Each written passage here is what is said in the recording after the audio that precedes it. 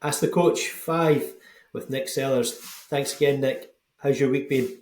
Been a good week, busy week. Some unexpected stuff that came along this week, but life's like that, isn't it? Absolutely. So, we're racing towards the middle of the year. I don't know where the first 6 months of the year's gone, but it's also mid-year promotions this time of year, and I thought some of the questions I've had recently have been very focused on the promotion side of things, and it's worth running some of these past you, Nick.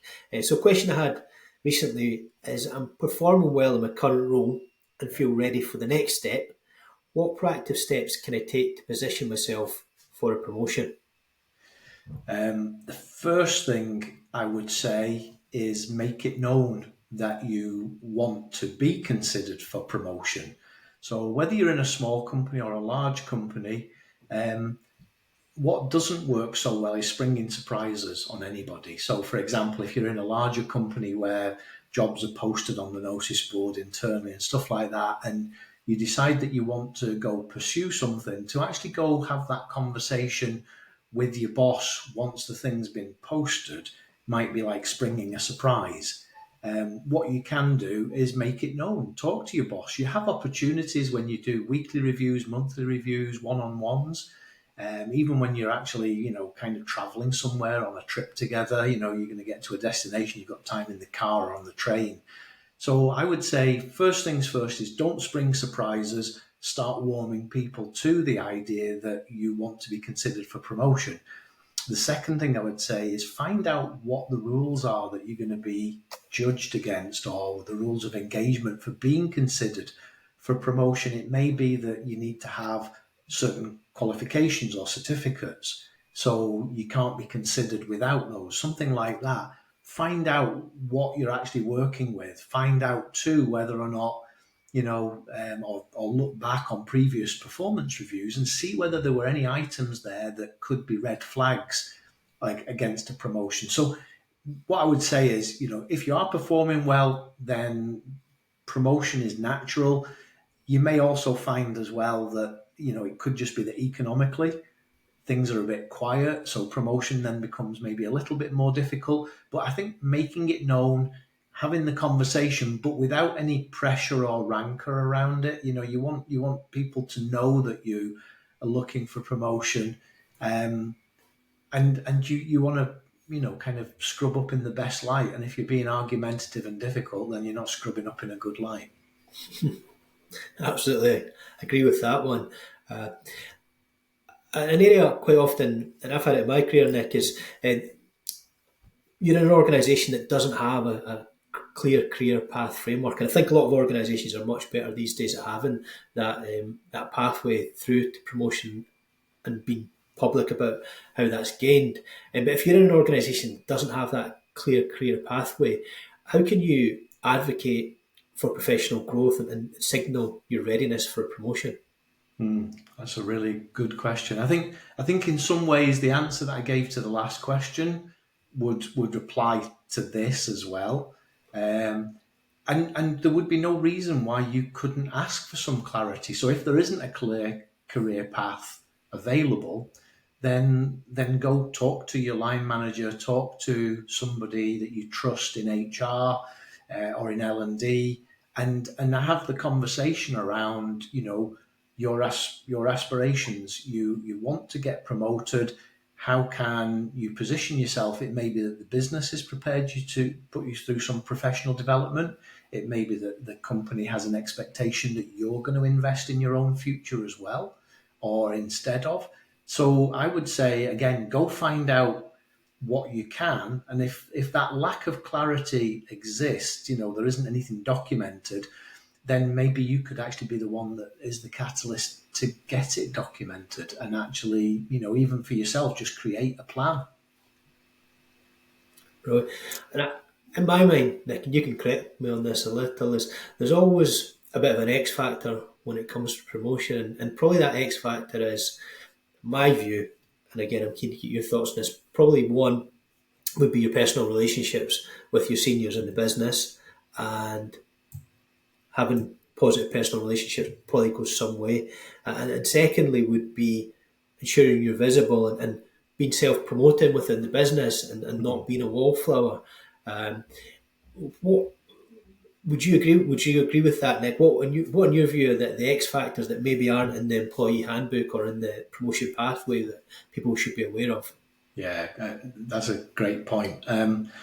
For those that are quieter, more shy, and retiring, it can be really tough to position yourself well, because you don't want to talk about yourself. You don't want to talk unnecessarily about yourself. There are some people that it just seems to come naturally to them that, they're bubbly, they're buoyant, they're always talking about the right things.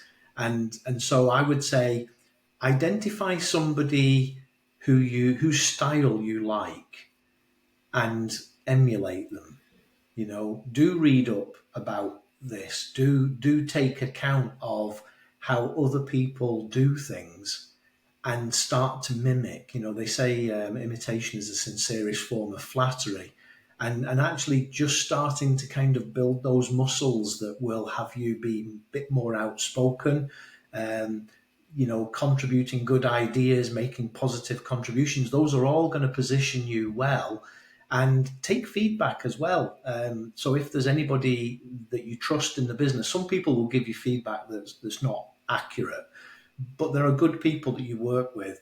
And what I would say is, talk to the ones that you trust. Don't just talk to people who will say nice things about you. That's a form of deceit. Um, Go talk to people who you trust, who will give you good, balanced feedback, and work on the things that they point out. If they say to you things like, Andrew, you're a bit quiet in meetings. We know you've got it in your head, but you're not contributing it when it matters. Then you've got something to work on. And I would say, be more visible by volunteering to take things on. You can be quiet and shy and retiring and actually just do your job really well, but there's no stretch involved in that. And when you stretch, that's when people start to see you.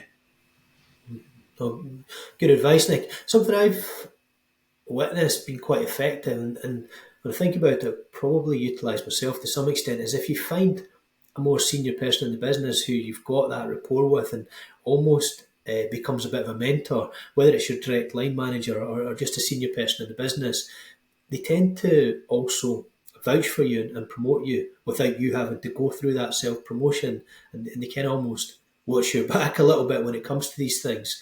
Would you say that's a feasible tactic, or a tactic people should consider?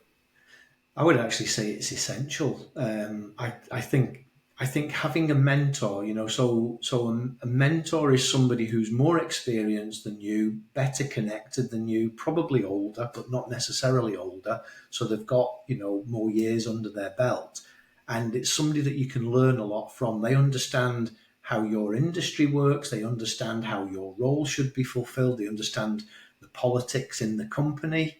They understand a lot. They know a lot. They've got a network. So in large companies, your own internal network can be the most vital asset that you've got available to you.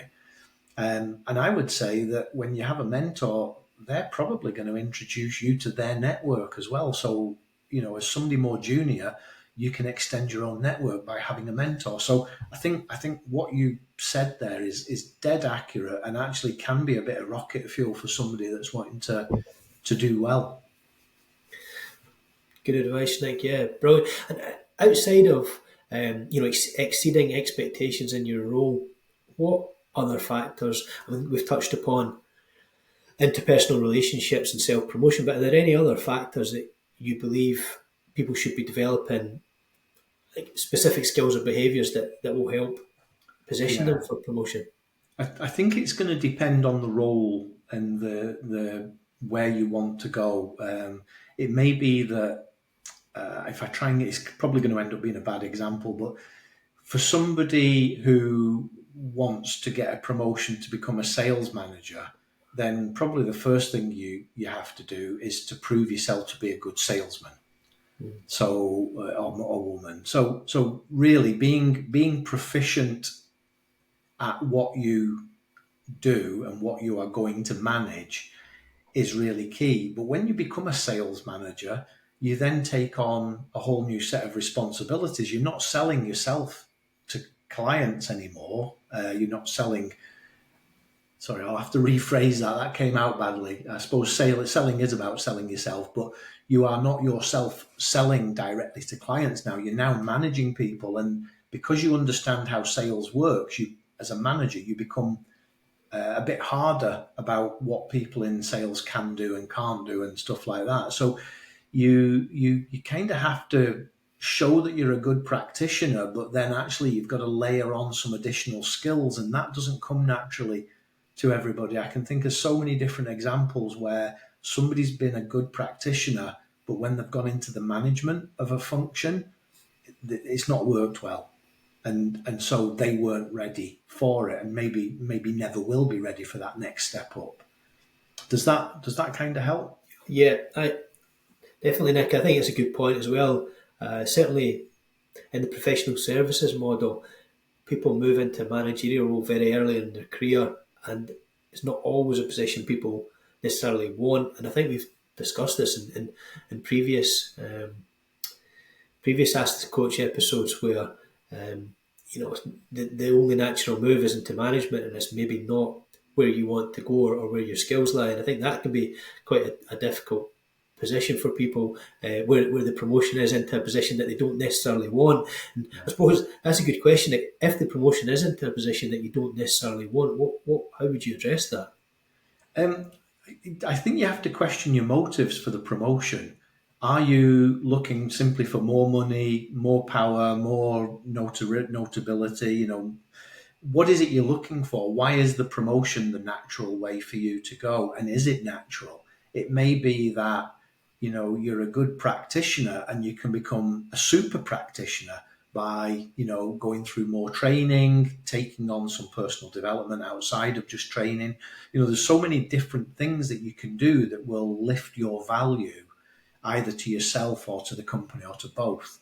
So promotion is not always the right choice. It could just be that you actually just make yourself more and more indispensable by adding skills, just as an example. And also consider a sideways move as well. Sometimes, we go for promotion because we're kind of bored where we are. We've done everything, we know how it works. Stretch yourself by learning new skills in a different part of the business, or in a different part of how finance works. That's brilliant advice, Nick, and that's a common conversation just now where maybe people are ready for that move and opportunities aren't out there. Internal mobility, especially during quieter times in the job markets, is massive, and I do always suggest for people to go and seek out those opportunities internally. Even if it's a short-term move, it might just open their eyes to a new avenue that they haven't already considered. I think that's great advice.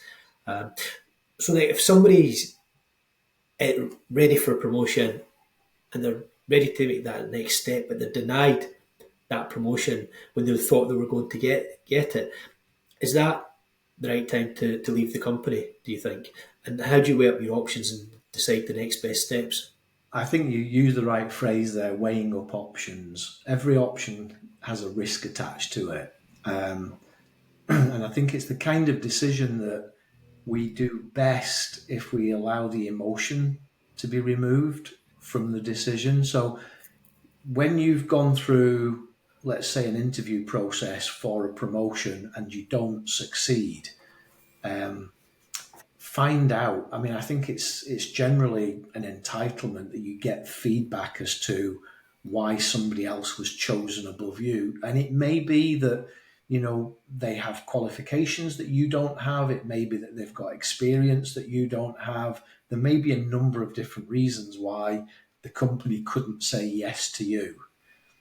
Take that as constructive feedback, because you can gain qualifications, you can gain experience, might just take a bit longer. So I wouldn't say it's time to leave the company, but at that point, once you know why you didn't get the promotion, you'll understand better whether or not the opportunity will come around again. And so then you can start to take stock. If you feel urgent, sometimes when we're turned down for something, we take it personally. It wasn't intended personally, but it affects us personally. I know this has been a topic that we've kind of covered in previous weeks as well. But remove yourself from that kind of taking it personally thing and actually say, was the company justified in the decision that they took? Be objective. Don't just think because this is about me, they were clearly wrong. Um, do be prepared to go back and have more conversations about the decision that's been taken. Again, if it's been taken, you can't change it, but you might be able to shift somebody's perspective on things a little bit, but you won't do it if you're having an argument with them. You'll do it through a conversation. But then to go forward from there, if leaving the company is an option you want to consider, I would say stay in the job, don't quit, go out and have a look what's in the market, go out and have a look how the qualifications and experience you've already got would work in another situation. So you're qualified, you've got certificates, you've got experience. Can you apply that in an area that might take you into something more interesting? So I don't think being turned down for a promotion is the trigger, has to be the trigger for quitting your job, but it could be a catalyst, something that actually makes you start looking elsewhere. But I would say do the research first. Absolutely agree. Good advice. Nick, final question, just when you're discussing risk there, and I don't think there's an easy answer to this, but I'm keen just to get some thoughts from you, Nick, because what I tend to see earlier in people's career, when they've recently qualified or graduated, they probably have more risk appetite, and then typically as you get a bit older, you get more financial responsibility, and you probably shy away from risk a little bit. I'd say certainly maybe towards the mid part of your career. How would you? Is that something you see in people's careers, and how do you? And what I tend to see is people overvalue the risk, and they see everything as being a huge risk, whereas probably the way they should be seeing it is it's a huge opportunity. And I think naturally as humans we tend to go on the side of risk. But what I want to ask you, Nick, is do you see that typically throughout people's careers, and how do people assess this risk, and how would you work with someone at those kind of crossroads in their career to assess that risk? Okay, so to a degree, some of this is personality based. Some people are more inclined to take risks than others. It could be that some professions are more or less risk inclined. So, finance professionals, I would say, might well be less risk inclined than somebody who's in the technology industry, for example. But you're right, as people progress through their career, the benefits that they accrue of being dedicated in the work that they do start to bring responsibilities, and there we might become less risk accepting or more risk averse than we might have been when we were younger, earlier in our career. Because very often we get into a career not because we've got a focus on something, but because we drift into it. And then we find out it's a good place to be and the career grows. I think it's a good thing at every stage of our career to take stock of, am I really enjoying what I do? And if I'm not, would I be prepared to do this for the rest of my life on the basis that it gives me a lifestyle or it gives me access to things that I value immensely? And if the answers to all these questions kind of come out like, no, I'm not particularly happy at work, and no, I'm not really getting benefits that I really appreciate, and no, I'm not able to spend time doing the things I really value, it could be that you're actually talking yourself into considering a career change. It's a very good point. Interesting. No, thanks for your take on that, Nick. Where I'm going with that is I think at every stage, it's good for us to reflect on things and to try and take something of a balanced view. Absolutely. Loads of great insight and advice there, Nick. Really appreciate it. Thanks again, and hopefully you'll join me again for the next one.